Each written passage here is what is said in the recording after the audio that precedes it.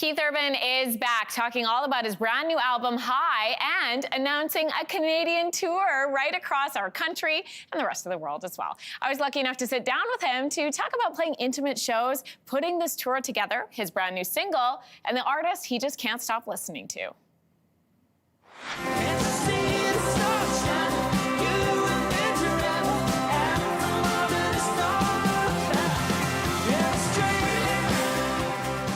Well, Keith, last time we talked, it was 2020. It was a whole other world. Yeah. We were in our respective houses, meeting over video. I think I had like a blanket on my lap. You did. Thank you, Kelsey. Yeah, nice to talk with you too. Hopefully we'll get to do it in the flesh next time. We'll be actually in the same space, which would be nice. Now here we are. It's good to see you. You should have the blanket again. I'd feel better. Well, now I got the record.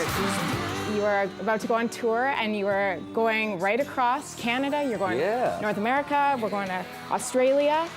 So how does it feel to get back on the road for a big tour? I love it, especially with this album because it's a very energetic record, so it'll be fun to tour on it.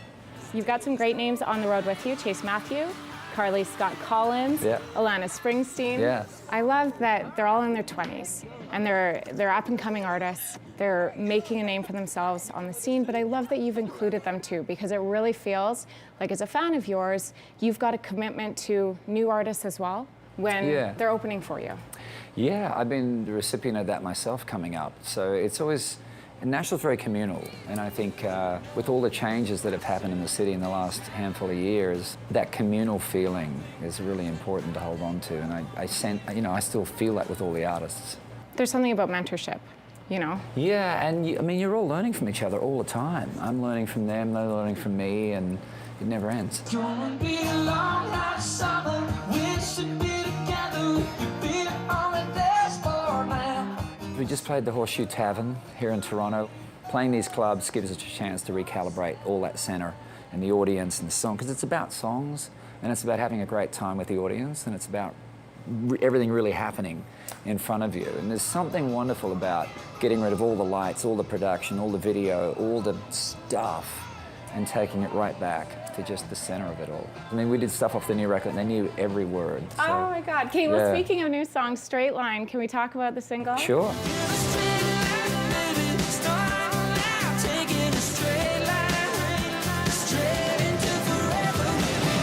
What does Straight Line mean for you? Just reclaiming your life. I mean, you can relate, right? There's a point where you have so many obligations and commitments in your life that you're just treading water. And you don't really have a choice. You have to take care of all the things you've got to take care of, but at some point you look around at your life and you're like, what happened to all the color and the fun that used to be my life? What happened? And sometimes a song can be just a moment of getting all that back again, just 3 minutes of being in heaven and having everything be good again, and you're free of all that stuff and you take your life back.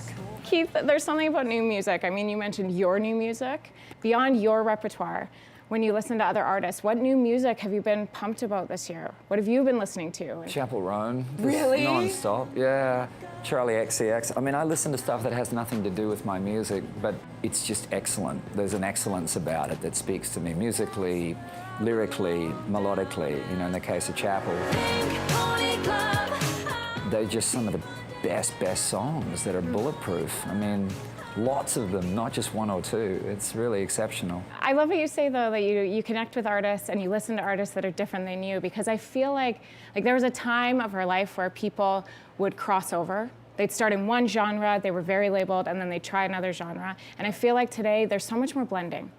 People try on different styles and they give us tastes of different things, like Beyonce with her country-themed album, Post Malone.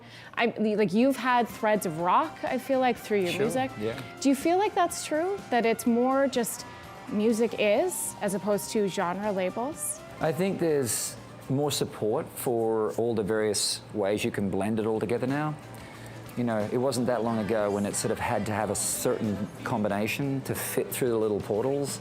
Now you've got so many outlets and ways for audiences to find their artist that artists can make whatever music they want now and find audiences. Great.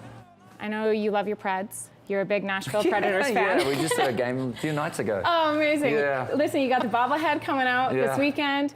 So I got to know, are you a hockey spectator fan, or do you ever get on the ice and play yourself?